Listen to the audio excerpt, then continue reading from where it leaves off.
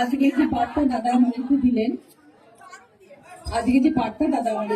সেটা আমরা একদম সবাই মিলে নিশ্চয়ই পালন করবো।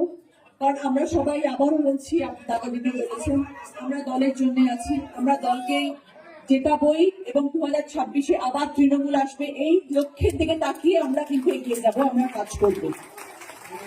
এবং আমি এটাই চাইবো যেটা দাদা আবার বললেন, এবং আমি আমার তরফ থেকে বিধায়ককে বলবো এবং তথা আমার সমস্ত কাউন্সিলররা যারা রয়েছেন সবাইকে বলবো, প্লিজ দলীয় যত কর্ম হবে সবাই যেন আমরা একসাথে কাজ করি, প্রত্যেককে যেন ইনফর্ম করা হয় কখন কোথায় কি কর্মসূচি, এবং সেটা যেন সবাইকে জানানো হয় এবং সবাই মিলিতভাবে সেখানে কাজে আসে। যদি কেউ না আসতে পারলো সেটা আলাদা কথা, কিন্তু এই কমপ্লেনটা যেন আমাদের কাছে না আসে যে আমাদেরকে জানানো হয়নি, এটা যেন না হয়। আমি কিন্তু এই আলোচনা করতে আসছি, তুমি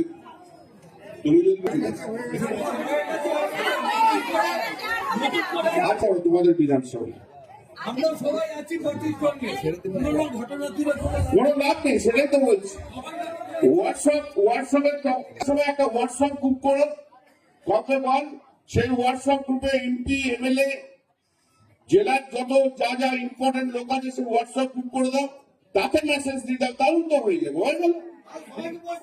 আজকে এখন টিভিতে গান নির্দেশ দিয়েছে, আমরা অক্ষরে অক্ষরে পালন করবো।